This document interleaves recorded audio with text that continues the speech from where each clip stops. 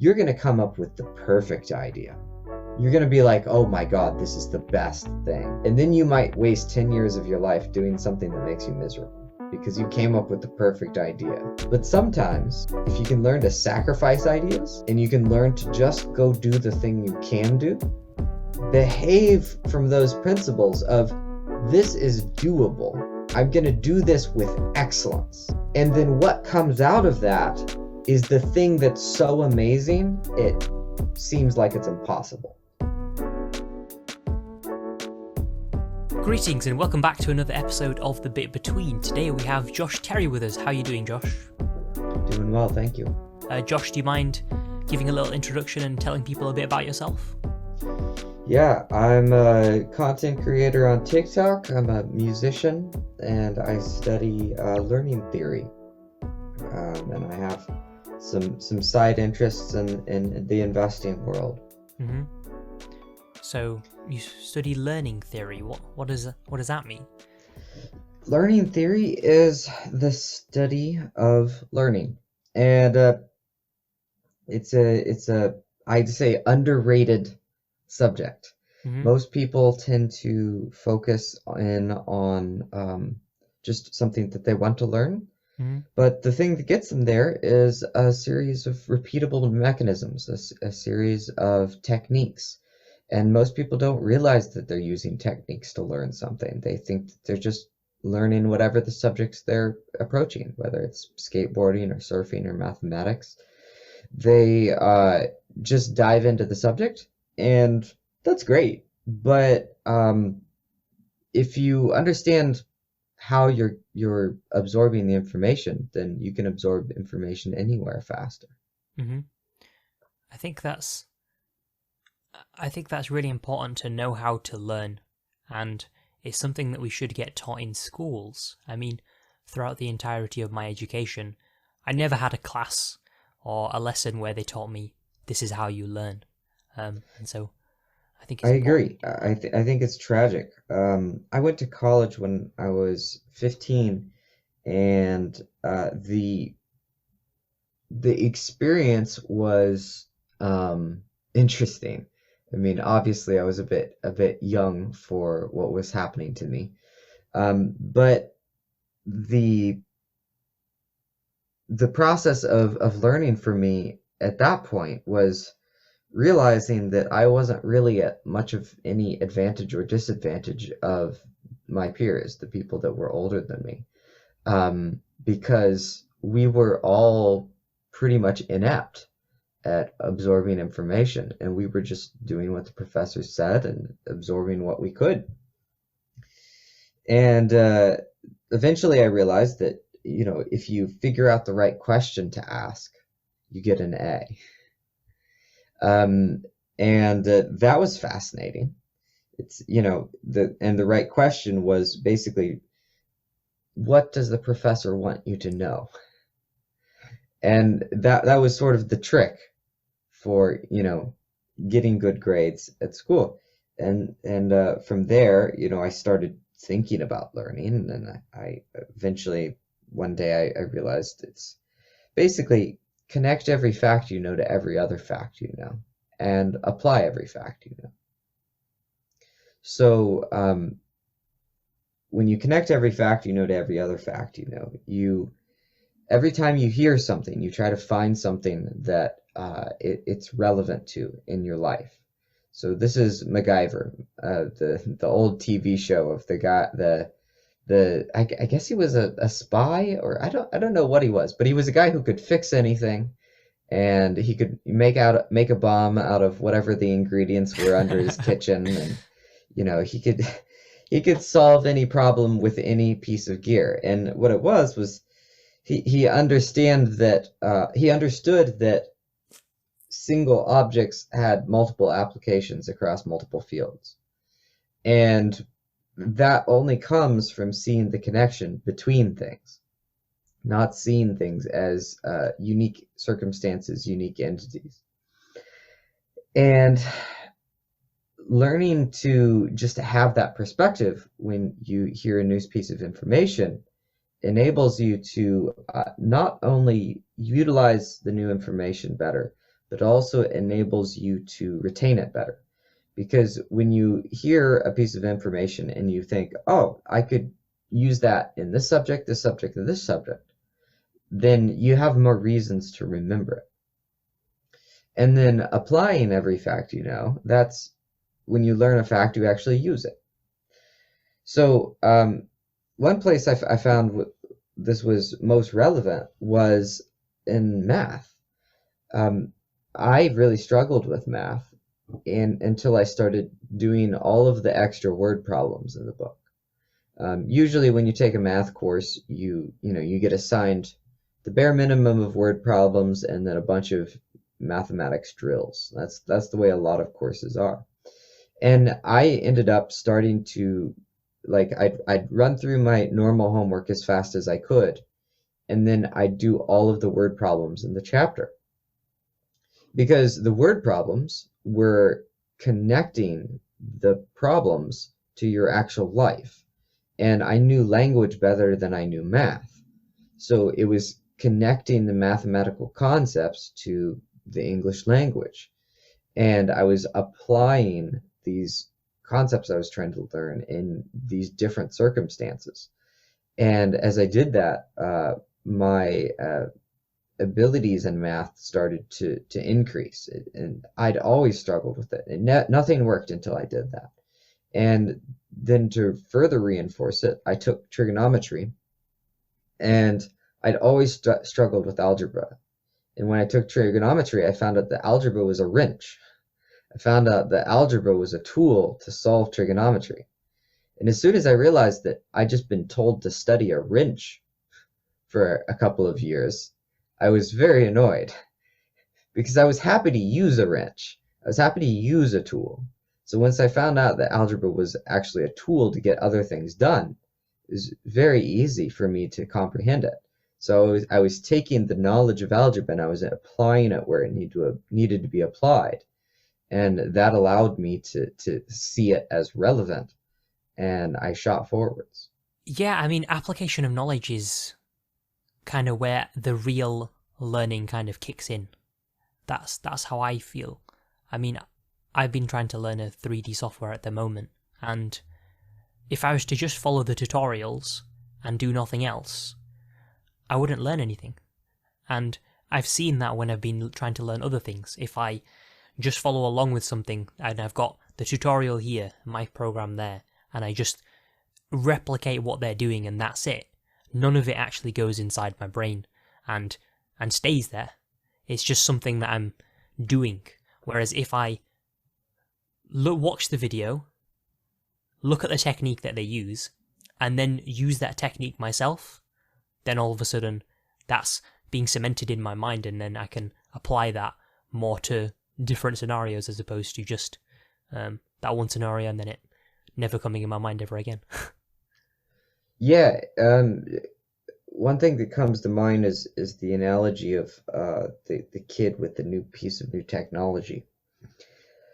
Oh, excuse me. So adults sort of live in amazement of how kids adapt to new technology, and we act like the kids are super elastic in their ability to learn, and oh, they absorb so much material when they're young, and you can't do that when you're older, and all that stuff.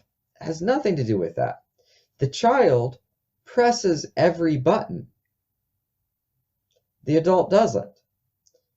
The adult is concerned that he's going to break the thing. The child presses every button. And now the child knows what everything does. So there's the experiential part of that. And then the other thing that it brings to mind is the idea of the progression. So when a teacher teaches on a particular subject, the teacher usually has several years at least of knowledge. You can't provide several years of knowledge in, an hour. It's just not a thing. And those tutorials that you take are an example of somebody that's trying to figure out how to provide several years of knowledge to somebody that wants to learn something in an hour. And the way a teacher does it is they make something called a progression. And it's in martial arts, there's a word for it. We would call it a kata. It's a progression of moves. If you're learning massage therapy, you would learn a set of moves. If you were learning to surf, if you were learning to play chess, you would learn a specific way to win the chess game. If you were working out, you would learn a set workout. And this thing is a progression. It's just a set of steps. And the beginner looks at the progression and they think that the progression is the skill. So they put all of their concentration on the progression in order to learn the skill that they desire. But what most people don't realize is that the progression is not the skill. The progression is a set of things that the teacher has designed, that the teacher thinks might be likely to communicate as many concepts as possible. Might be likely to communicate what the student needs in order to do what they want to do. So, if you're let's say if you're learning to paint, the first thing you're going to do is you're going to learn how to paint a specific object, or maybe a set of brush strokes, right? But either way, if you want to be a painter, you're not going to be a painter that paints that specific object. You want to be a painter that can paint what you want to paint and express yourself. So the progression is in a piece of information that you learn in order to have something to play with, have something to explore. So it's necessary, but it's not the thing that you want. It's the thing before the thing that you want. So if you can combine this idea of pressing every button and being willing to kind of mindlessly learn a progression and then explore it, then you can start to get to the joyful experience of what you really want to do. So let's use an example of cooking an omelet. So if you want to learn how to cook, you have to start with something. So let's say I decide to teach you how to cook an omelet. So first you need to understand, okay, skillet, fire, heat, egg, butter, what all these things are, salt, milk, cheese, pepper. You can cook a pretty solid omelet with those things. So you learn what all those things are and what they do, just the bare minimum basics, because you're impatient and you want to learn how to cook. You don't care about what the individual objects are. So the patient teacher does as best as they can to quickly skim through, all right, this is an egg, this is a cheese, it's tasty by itself, but it's even more delicious when it melts, so on and so forth. So then you walk them through the process of cooking an omelet. So eventually they cook their first omelet. And they go, that was delicious. What do I cook next? And the answer is, cook another damn omelet. It's not go cook a souffle. It's not learn how to make a hamburger. It's cook another omelet. Because you didn't actually learn how to cook an omelet. You learned the copying of an omelet. You learned the progression of an omelet. So first you need to cook the omelet 3 or 4 times so you actually have memorized it. And then you change the salt to milk ratio. You don't add any ingredients. You don't take any ingredients away. You just change the salt to milk ratio and you see what happens. And then you try adding more cheese. Then you add more pepper. Then you cook it on a higher heat. Then you cook it on a lower heat. Then you try to cook it without butter and see what a disaster that is. And you do every iteration. You press every button of this experience. This single experience that is the omelet, that is the progression. And then you actually understand the omelet. And then from that point, it's easy to add new ingredients because you understand what an omelet is. So it makes total sense that you could add and subtract things from it, because the omelet isn't a fixed set of things. And this is something that's missing in the modern day education system terribly, and it's missing in our day-to-day lives as adults. We forget that the process is not learn the bare minimum of something and then move on to the next step, but the actual process is learn one set of things and play with it. And that's one of the the critical cornerstones of learning theory. So that essentially make a whole load of omelets and make them all differently once you've learned how to make them. And then eventually you'll be able to apply them skills elsewhere, I'm guessing. Yeah, I mean, what's the point of doing one speech? Doing one speech is utterly pointless. It does nothing for you, except for it proves to you that you may or may not be able to survive doing a speech. It doesn't teach you to speak. It doesn't teach you to be a speaker. It's just an experience. It's a single data point. We don't learn from single data points. Cooking a single omelet doesn't teach you to cook. It's just an experience. Being able to cook is, I mean, if you really want to be able to cook, you want to be able to look into a pantry that has a bunch of random ingredients that don't match any recipe you've ever seen in your life and still be able to make a good meal.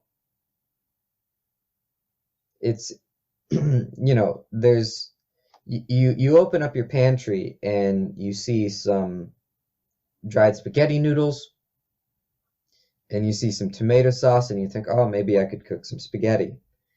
But you look around and there's no Italian seasoning, and there's none of the normal extra veggies that might go with spaghetti. But there's some beans, there's chili powder, and there's some ground beef in the fridge. And you look and you see all those things, and you cannot make spaghetti with that. I mean, you can't make a spaghetti that you know, but you could make chili spaghetti with that. There's not quite enough ingredients to make good old Texas chili, and there's not enough ingredients to make good old classic spaghetti. But you could make an awesome, unique dish that most people at the table have never tasted before. Yeah. That would be really quite tasty. Like, I guarantee you, I could knock spaghetti chili out of the park. That's a doable thing. I've never made it, but I know I could do it. Because what you do is you start to learn the balance between the ingredients. You start to learn, starches take on this role. Fats are useful for this. Acids are useful for this. You start to understand what the fundamental purpose of things are. And that's what the progression is there for. Right. Learning of progression is something that's simple so that you can utilize it in many different ways and start to see what the different angles are and how you could actually use it in your own life. Why do you think so many people are afraid to make the chili spaghetti? Why do you think so many people are so resistant to trying to apply these sort of learned ideas to new scenarios? Because we don't want to die. There's a food, I can't remember off the top of my head. I think it's the thing that's turned into tapioca pudding. But it's a root that grows in a particular part of the world where if you dig up that root and eat it, it'll kill you. But that's fine, because, you know, if you dig up that root and then dry it out and eat it, well, it'll still kill you. But if you dig up that root and dry it out and then boil it, actually, it'll still kill you. But if you dig up the root, dry it out, put it in a pot of boiling water for a set amount of time, and then pull it out and sun dry it, I think it'll still kill you. But if you go through this process and then you like boil it like and drain the water, boil it and drain the water, boil it and drain the water some set number of times, then you can eat it. Okay. And I'm like, how many people died? How many famines did that whatever tribe go through in order to get to the point where they could eat that thing? So many people must have died. There must have been so much starvation and misery for them to get to the point where they're like, this is a safe thing to eat. Like, that had to have been, you know, pushed by desperation. That's a big sacrifice. Yeah. Yeah. But that's the risk of trying new things, is death. No, but evolutionarily speaking, like we see new things as potential death because we don't know how many things we're going to have to try before we know that we can survive it. Because by default on Earth, you die. That's the default. And a lot of modern day thought is structured in a way where it's got fallacies in it because we don't realize that we're living in a dangerous world. Because the default is you die when you try stuff. So if you realize that, then you can go, oh, I am currently living in safe circumstances and I am not at risk. So I'm going to have the urge to run away from this experience that is so powerful that it is the fear of death that's driving me. That's why I don't want to try new things. And then if I know that it's the fear of death, if it's that powerful of a fear, then I know how to deal with it because I know how to put as much of a matching force into my determination to try something. But when somebody goes into the pantry and they haven't got their usual ingredients there, a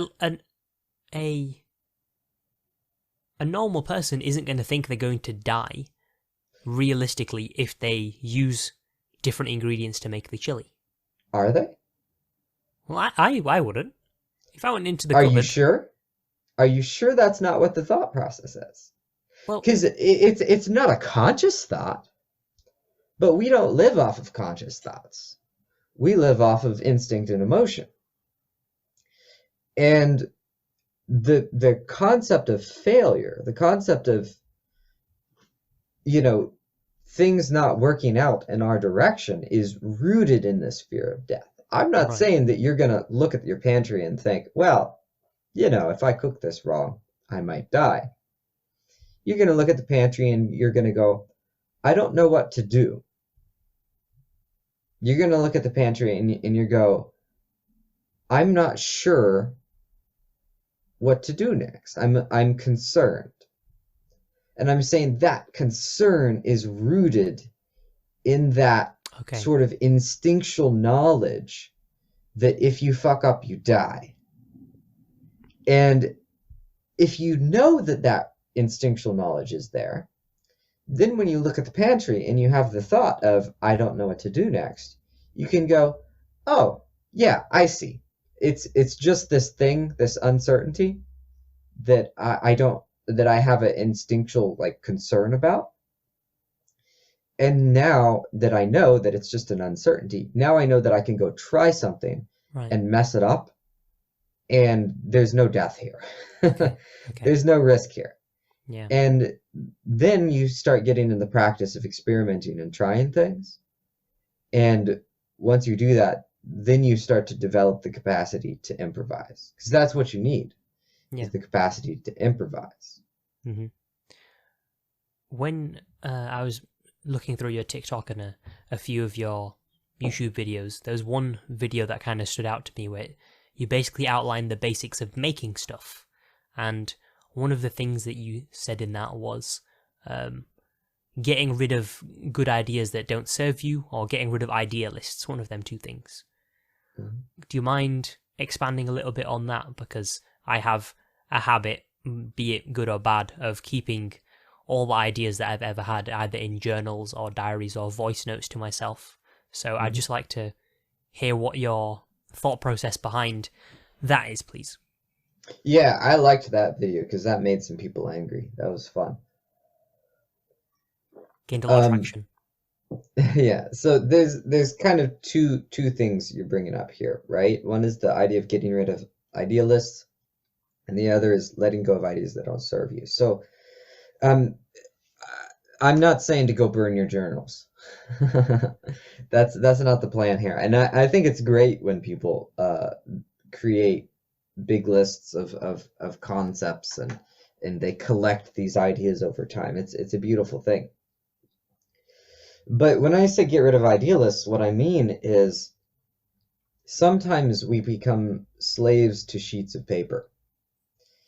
Sometimes we lose our ability to improvise because we create so much structure that there's no need to. And it's actually, we feel like we're being counterproductive if we're improvising. So if you are a person that, say, feels like they're not good at coming up with ideas, and you keep an idea list so that when it's time to go and get the work done, you always have ideas, well, you're never going to get good at coming up with ideas on the spot because you're not practicing it. But if you don't write down your ideas and you sit down when it's time to work and you say, all right, time to come up with an idea, then you get to come up with 20 shitty ideas. And then you get to come up with 100 mediocre ones. And then eventually you start getting pretty good at coming up with ideas. Right. Because that's a skill set. But then what about the ideas that you have in the middle of the night and you wake up and you're like, oh my goodness, this idea is incredible. How about that idea? So that's the flip side. So let's say you're good at coming up with ideas and they spring to you at every moment. And you're driving down the street and you come up with a moment of genius, and you're sleeping in bed and you come up with genius. You're taking a shower and you come up with genius. So you write down your idea lists.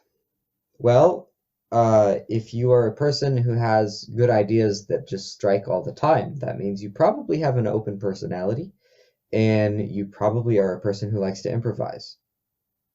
This just meets with the psychology. That means that when you go and it's time to work, now you sit down to work on your idea list and you feel miserable because you don't get to come up with cool ideas. You have to behave and do what you're told, do what your previous self told you to do, and be a slave to your idea list. So idealists can sometimes feel oppressive, because sometimes the strength behind somebody with an open personality is their ability to improvise. And an old idea can feel stale. So you start to enact an old idea, and you start to do everything in a hyper-structured manner. And now you're not taking an idea and playing with it. You're just taking an idea and carrying it out. And I'm not saying get rid of idealists and never make idealists. I'm saying this is another tool in the toolkit. Sometimes you need an idealist, and sometimes you need to burn it, depending on what stage of your life you're in. That's a big problem with all of these things, right? When we go to learn, we want a religion. Every time we go to learn, our preference is that it's a fixed thing that stays that way, because that's easy. But the reality is, it all changes depending on your mood, depending on your skill set, depending on who you know, how you want to behave in that particular circumstance changes based on innumerable variables. So knowing that sometimes it's a good idea to get rid of the to-do list is a really powerful tool. Because if you're stuck, if you're somebody with an open personality who is highly creative and you've been coming up with good ideas and you've been finding yourself in your creative work like kind of a little miserable and kind of a little sluggish, and you're like, all of my finished products kind of lack luster. They kind of are just, they don't have that shininess to them. Then try burning your to-do lists and then just make something and see what happens. See what kind of magic you can find. And if you're a person that, has trouble coming up with ideas, and you try to solve that by, always writing down ideas when they come to you, but you never sit down and do free association and explore, then set the to-do list aside and do some free association. You have to remember that the to-do list serves you. You don't serve it. And one of the useful tools in discovering that is sometimes burning it. And let's see, the other thing you brought up was letting go of ideas that don't serve you. So there are infinite ideas. And if you're a person, once again, let's go with the person who has trouble coming with the ideas.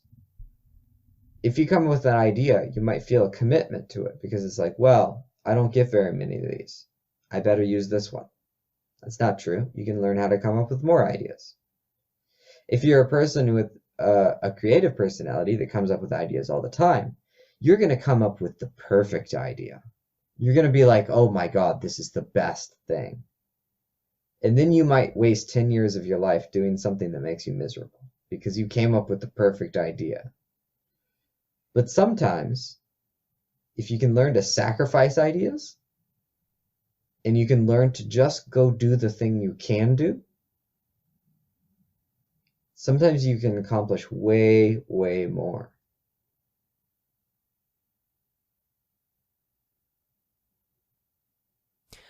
What do you mean by do the thing that you can do? What does that mean? Yeah, so we are infinitely weak and fallible creatures.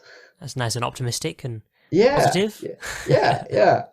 I mean, at any moment, the roof could fall down on me and I could die. It's not a very big roof, but it would kill me if it fell on top of me. At any moment, I could get hit by a car. I could, have a couple neurons change in my brain and I could go insane. I could eat the wrong thing and die. We're kind of weak and small and pathetic, if you really think about it. And then also we are just magically powerful and incredible beings. We're both at the same time. Humans are just amazingly adaptable creatures that can learn to overcome incredible circumstances. And because of that almost infinite variability in our capabilities and strengths and weaknesses, it becomes very difficult to know what to do. Because if you can do everything, you can't do anything. Because doing everything is too many options. That's the universe. So if you can narrow it down to, well, I could get this done, and I kind of like the idea, and you just go do it, then now you have something you can stand by. And I'm not saying you shouldn't push to, have a big accomplishment sometimes, but a lot of times the way to push is to actually come up with an idea of something that you can achieve and then try really, really hard to achieve it even better than you think you were going to. So it's like the omelet idea, right? An omelet is within your capabilities. Like, I can teach you how to cook an omelet in a night, and then you can know how to cook an omelet for the rest of your life. If you actually just really own that and you try to cook the best omelets, you're going to become a much better chef than if you were to go try to learn 50 recipes in the next week. And good chefs know this. Good chefs are amazing at cooking omelets because it's a fundamental concept. And when you're an artist that wants to create great works of art, I mean, usually ideas pop into your head all the time of, oh, I could make this, I could make that, this beautiful thing, I see it in my head. And it's like, you look at the actual work that it would take to make it, and it's like, God, that would take 5 years to make that work of art. You know, it's like, okay, should you do it? Sometimes. Sometimes. But the reality is, sometimes if you just go make something that you can make in a day or in a week, and you try to maybe double the speed you can make that thing in, and try to make it even better than you thought, like your skill level just raises so fast that you get to a point where that 5-year project turns into a 1-year project. It's like if drawing a human face is difficult and torturous for you, and you dream of doing it, and drawing a smiley face is fun, and you can do them quickly, and they kind of make you smile, you should draw smiley faces. Because if you draw 1,000 smiley faces, pretty soon you're going to start adding little a little shadow to the curve of the cheek of the smiley face, and you'll learn about shadowing. And you'll start distorting your smiley faces until they crinkle in funny ways and they start to look more like a face. And you'll get to a face. Do what you're capable of, and you'll get to the thing that you dream of. Because when I first heard you say that, I thought it was quite limiting in a bad way, because I know you can have good limits and bad limits, as in restrictions that help you get somewhere, essentially. But now that you said that, it's almost like do what you can do, but do it really well to the best of your ability in a faster time frame, and do it so much and so well so that everything else that you dream of doing is closer, because you've got better doing things that you can do instead of chasing things that realistically are very difficult for you to get anywhere near to. Yeah. But that doesn't have such a ring to it. It's incredibly powerful, and it's the way to achieve your dreams. And it's like, this concept is often really bashed in a lot of communities that are like, no, go for the gold, go for the shining star. And it's like, okay, go for the shining star if it pumps you up, you know, if it makes you stronger, sure. But even as you go for your shining star, you generally speaking, you do it by doing things that you're capable of. And this is so obvious in the physical realm. Like, let's take away creativity and making a big startup company and all of that stuff, and let's talk about fitness, because it's so obvious in fitness. And I'm saying this stuff is obvious. I struggle with it every day, of course. Like, I'm still trying to, keep my head down and put my nose to the grindstone, and all the time I'm reaching up and doing things that I shouldn't be doing. But it's like, if you want to be, an Iron Man, you want to be just the strongest dude ever. You want to, achieve get some gold medal in a physical endeavor. If you go out and you try to achieve that by doing the hardest thing you can, you'll lose. Because if you go do the hardest thing you can, by definition, that's the thing that breaks your body.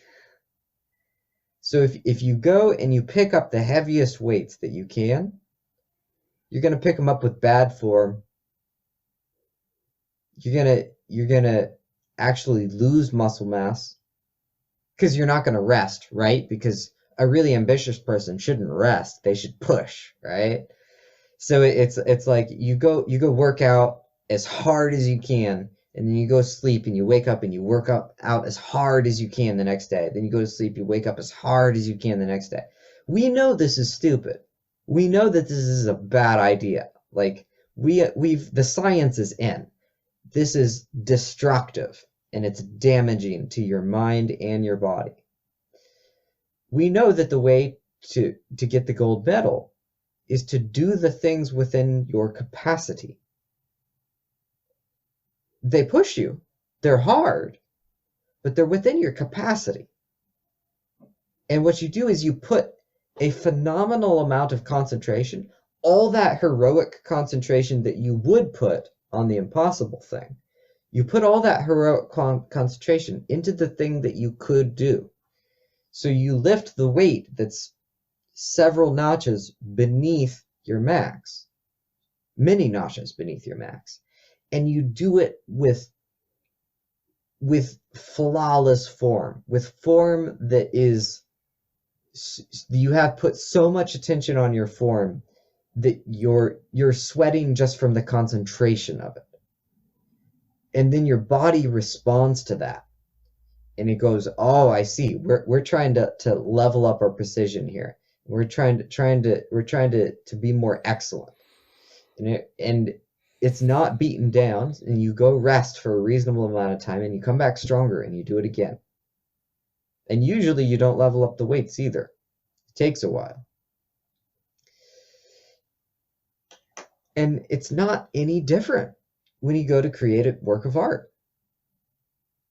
It's not any different when you try to start a company. Because if you try to start a company that's just completely outside the bounds of what you can do,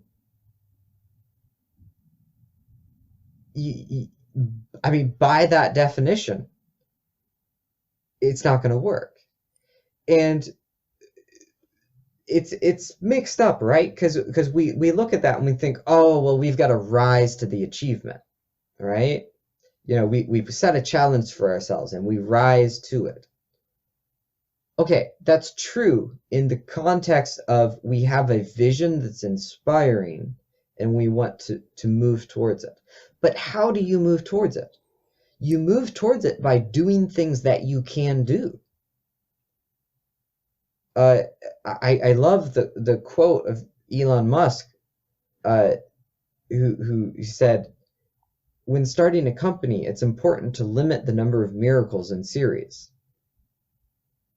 This is a guy who's planning on settling Mars. And this is a foundational principle that I'm sure he works by, is they go and they set an impossible, inspiring task for themselves. But they say, what's realistic for us to do today? And it ties in with, I mean, something that he's known to say regularly, which is you need to think from first principles. Well, what is first principles thinking? First principles thinking is what's actually possible.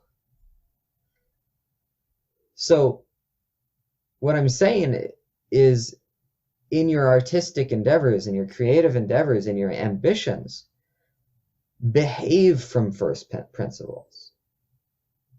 Behave from those principles of this is doable. I'm going to do this with excellence. And then what comes out of that is the thing that's so amazing, it seems like it's impossible. I think that me having this conversation with you at this time is really well timed, because in February I was planning on making daily videos on YouTube. And I've come to the realization that that is going to be unbelievably challenging. unbelievably stressful and very unattainable, because the quality that I hold myself to and how infrequent I've been uploading before. And for example, yesterday I spent around 12 hours working on a video, and I've only made 35 seconds of the video, which I want to be like 5 to 10 minutes long. I realized that setting this unattainable goal of me making 28 videos in a whole month probably isn't the best thing for me to do. Like, 12 hours per 30 seconds. The math on that doesn't work. Well, 12 hours per 30 seconds isn't entirely true, because a lot of that was going through the internet, gathering clips and planning and coming up with the idea for the video. But the math still doesn't work. Yeah. If it's 6 hours for 30 seconds, the math still doesn't work. It doesn't mean you can't make a video every day. It just means that the math has to change. Like, what variable do you change, right? You have to change the variables until it's something that's functional. Maybe it's just overall quality. Maybe it's a development technique. Like, maybe you utilize a different technique. Excuse me. Maybe you use a different style of creation. There's a million different things that could turn that project into a doable project. It's just that under the current set of criteria that you have for yourself, it's an impossible project. Like, I wouldn't be able to make 28 of the video that I'm trying to make in a month. You'd have to make a different video. Yeah. And that's a reasonable thing to do. And it's possibly a very good idea. Because what I'm saying, once again, is do what you can do. Yeah. So if the part of it is like figuring out what the primary criteria is, right? It's like, I need to deliver a video every day. If that's the primary criteria, then every other criteria has to serve that. Where you go, okay, then I will do things that make it possible for me to make a video every day. The problem is I don't want to sacrifice on the quality. Now, I'm fine on sacrificing on some of the quality. Tragedy is you have to. That is the most painful part of all of this. Is getting what you want requires sacrifice. And there's a point where if things don't work, and you're stuck because you say, I don't want to do this, I don't want to do this, I don't want to do this, but I want that, then that's where sacrifice has to come into play. And it doesn't mean you can't create something excellent. It's just that it means you've created a set of impossible boundaries for yourself. So you have to figure out what you can sacrifice. And there are always things that can be sacrificed that result in something amazing. Because it's like, don't tell me there aren't amazing one-shot videos out there of somebody sitting down in front of a camera in a chair and speaking. Like, you know, there are 12-minute videos that are incredible that way on YouTube. And it's just, we create circumstances and definitions of what our amazing creations are. And we go, okay, well, this is the only way. This is what I have to create. And then we say, all right, well, the big motivation guys say that you need to go and create a bunch of things. So I'm going to go and take this really big, impossible project, and I'm going to try to make a lot of them. And it's like, well, no. That's not, that doesn't math. That doesn't math. So what you have to do is you have to figure out, what do I let go of in order to do the things that I really want to do? Because I really do recommend creating a lot of things. I really do recommend upping production. That's highly valuable. And like, I have to reiterate over and over again when I talk about these concepts that I'm not saying that people should do less. I'm actually saying that people should do more. But the way you do more is you limit certain things. Hmm. The way you do the impossible is by stopping yourself from doing unrealistic things all the time and doing realistic things epically. Right. It's a really hard concept to like make sense of and to embody because it's very counterintuitive. But Yeah. I like to use the analogy of the magician. So think about magic. It's like generally, if you read a fantasy book that has magic, magic is something that is either the power of mathematics, the power of language, or maybe the power of some object, right? You're absorbing magical power from some object and you're channeling it and so on. And all of these things are things that are studied. People go to college for magic in the fantasy books, and it sucks, right? Like, one of the things I loved about Harry Potter was all the teachers were appropriately grumpy. They were all a little bit annoyed at this school thing that was going on. I mean, as we read it, we thought, "Oh, this is so beautiful and magical." But if you actually look at what's going on in the books, it's like they're all a little bit like, "Ugh, these kids, they gotta learn the things again," And they have to go study and they have to go do their homework. And the real magician is the one that studies magic and learns how to utilize it and understands it. And they get to the end and they still think it's magical.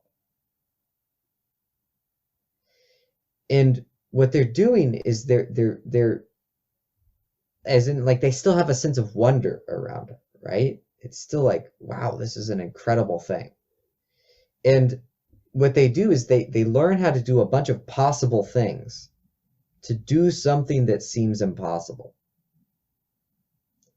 And this is what it's like in real life, is the way you do an impossible thing is you do a bunch of possible things. You do more possible things than people believe you could do. You do more possible things than you understand right now. And then you do a whole bunch of possible things, and that adds up into magic. That's what magic is a bunch of possible things. That's delightful. So yeah, clearly a Harry Potter fan then, yeah? I do love Harry Potter, yeah. I actually never read it or watched it until I was an adult. I think I was 22, and I finally watched the movies, and I was like, oh my God, I feel like I'm 15. I think they were incredible, and I did the audiobooks, and they're just phenomenal. I think they're incredible books. Yeah. And they really do kind of talk a bit about this, because Harry Potter's a bit pathetic. He's a powerful wizard, and he's got talent, but he doesn't know what the fuck is going on. At every turn, it's like, well, I don't know how I can maybe kind of manage this. And he always manages by doing something that's heroic but sloppy, right? He just barely by the skin of his teeth, he kind of makes it. And he makes it by hacking it. Like he does sloppy things that kind of gets him in the right direction. And the result is he does amazing things that save the world. And that's what you do in real life, is you do things messy, and you do them often, and you do them as best as you can. And that's heroism. Well, I've completely changed, well, I wouldn't say completely changed, but I've had a completely different outlook on learning and life and what I want to do with my creativity, just listening and talking with you. And I really don't know what I'm going to do now.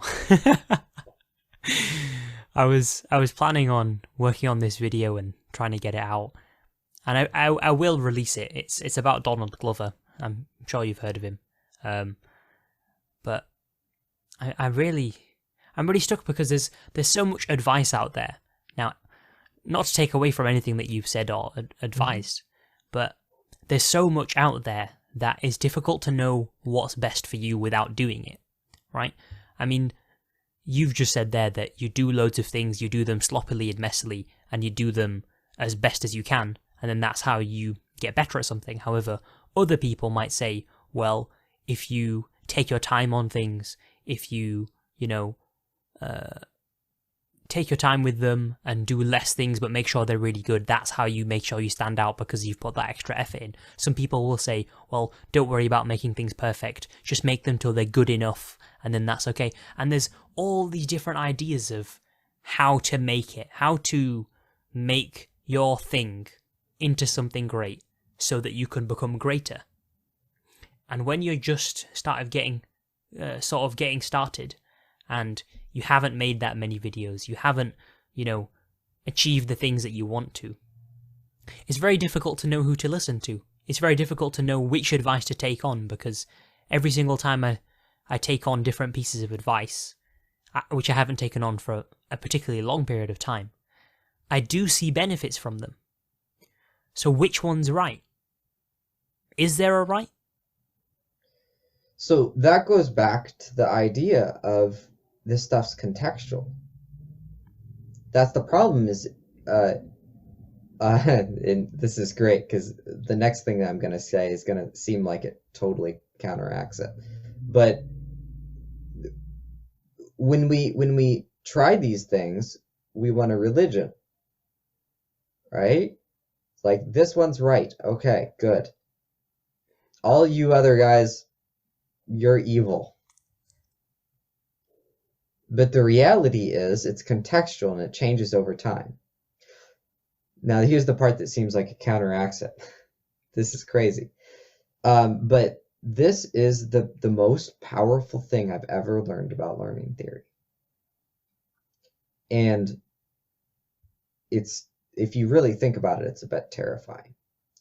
But it's also awesome. And that is that the most powerful learning tool you have in your toolkit to learn is unflagging 100% belief, faith.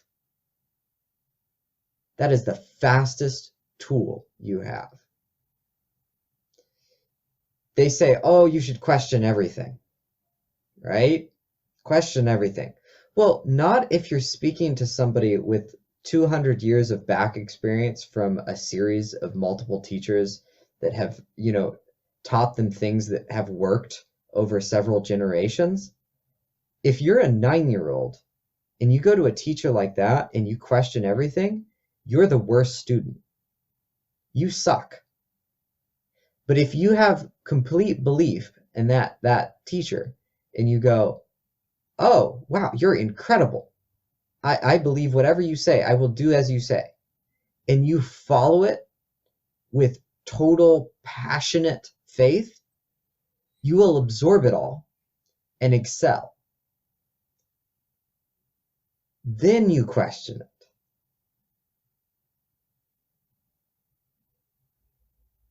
So these things are contextual, but also we have to internalize them. We have to become them. So you kind of have to, on one hand, put your faith in something and go, you know what, this is how it works.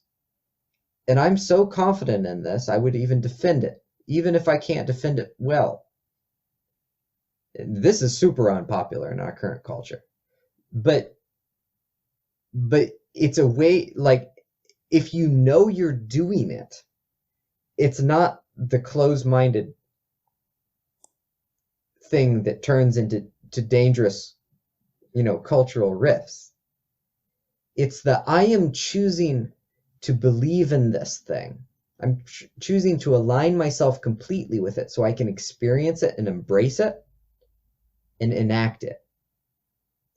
So it's like you take on one of these techniques, whether it's what I just described or what somebody else has described, and let's say you pursue intricate excellence, and you go, this is the way. You pursue intricate excellence as hard as you can with fervent belief until you feel that you have either embodied it or you've run against a wall. And then you go and you do the same thing with something else. And then you do this enough and you start to learn these progressions of thought. Right? Because what I just described is just one way to think. It's a progression of thought that gets you somewhere. Because like I opened, right, with talking about progressions, right? We learn by learning a set of things. That one set of things doesn't fix everything. It doesn't fix everything even in just our field of interest that we're trying to learn. It's just a progression that teaches us some concepts. What I described is a progression. So you learn to embody that progression and explore it and gain strength from it. And then maybe you set it aside and you chase another one. Just to wrap it up then, I'll ask you some quick-fire questions to finish. The first one, what do you think it is that separates you from everyone else? Well, I know that I am sort of wired to like systems, and I know that's not, the norm. I have a memory of my grandma coming to the backyard as I was working on the garden when I was a little kid, and she's going, "Why aren't you eating? Why aren't you, why are you being so lazy?" And in my mind, I was shocked. I was like thinking, like, Grandma, I was working very hard. I was trying to figure out how we could never weed the garden ever again. I have a natural sort of a preference towards finding, long-term solutions and optimizing systems. Also, I'm a very open personality, and I grew up in a family that's fairly analytical. So I grew up sort of being taught to be analytical and academic, but at the same time, I'm an artist. So there's sort of a bit of I think a interesting chemistry that came from me going back and forth between those two sort of things of the sort of conservative structured thought with the artistic instincts. And that may have given me sort of a different perspective on life. Yeah, because you seem to, just having a quick glance at everything that you do, you seem to excel in a lot of things. You have your investment knowledge, you have your learning, you have your art, you have music. It seems like you're very skilled at a lot of things. Yeah, part of that's the open personality. That it makes me drawn to a lot of things. Part of it is I was a total nerd when I was a little kid, and so where other kids were out, doing what other kids did, I would go take classes that I thought were interesting and fun. So part of it was the training, and part of it is the learning theory that I've thought about how to think, and I think it's helped. Yeah. And I've as a result of it, been able to connect the dots between different subject matters. Yeah. The next question would be, do you have any advice for your younger self? Get drunk more. Yeah. I was a workaholic when I was younger. Right. Um, and I think that it's actually a more common problem than people realize is, overworking and burning out. And a lot of people that really care do it. A lot of people that have passions, ambitions, dreams, we get lost in the chase for dopamine in accomplishment when we don't even realize that we're doing it. And I think I know there's immense value in slowing down and enjoying things. And I've gotten more results and successes and achievements in the past 2 years than I have in quite a while. And a lot of it has come from the simple things of limiting my diet and going for walks and hanging out with people that I enjoy and occasionally having a good time. And that that counts for a lot. I'll have to bear that one in mind. Next question would be, what's your biggest regret? What's my biggest regret? I mean, I got a I got a job opportunity at a bank when I was like 16. um, and I was not wealthy for the next 20 years or so. Did I do the math right? No, 15 years. I'm not that old yet. But I don't know. I'd say it's always hard to answer that type of a question because you don't know what made you you. You never really can know. But I'd say maybe some of the most costly mistakes I've made are um, limiting how much I allow others to help me, limiting love, limiting things that I limited based on fear, instead of limiting things based on voluntary sacrifice that would move me forwards. Because it's important to limit things to accomplish, but it's easy to think that you're limiting for that goal when in fact you're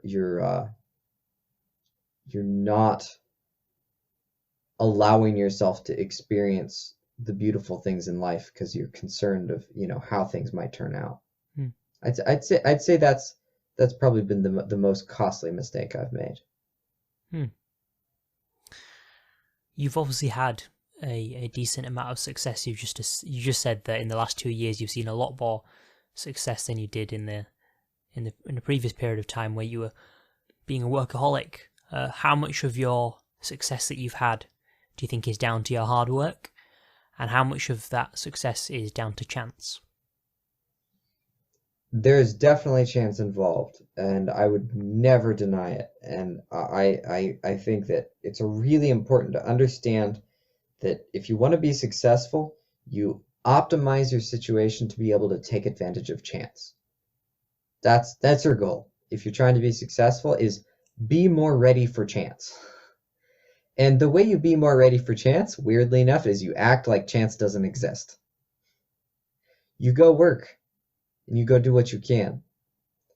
So I'd say I've had some wonderful opportunities, and I've been able to take advantage of those opportunities because I got out of debt, because I got a diet that worked for me, because I take walks in the morning, because I meditate, because I'm calmer than I used to be, because I have a couple of friends that are a good influence on me. Simple, simple, simple things. Yeah. If you had to put a number on it, what percentage would you say was hard work? What percentage would you say was chance? Well, I don't know if I even want to call it hard work. It's measured work. It's the work you can do. Okay. And yeah, it is hard work in the sense that you have to put extreme determination to do those simple things. Right. But it was actually it was hard work to make myself stop doing hard work that was too hard. Does Okay. that make sense? Yeah. Yeah. I'd say that was at least 90% of it. Right. At least. See, chance is absolutely necessary, and it's the thing that comes by anyway. You get chances every day. They're all over the place. It's just that that's not the determining factor. The determining factor is how capable you are of taking advantage of it. So I had many, many chances in my life to do great things. I had many, many chances to have great opportunities. Then I started doing the work to make myself, useful. And then chances started to be something that I could take. And the final question that I would have for you is, if you had everybody in the world listening to this podcast right now, what would be your message to them? Follow me on TikTok, obviously.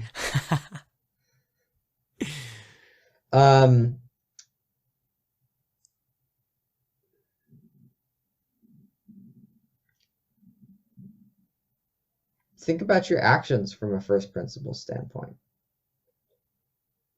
Don't do impossible things. Do possible things.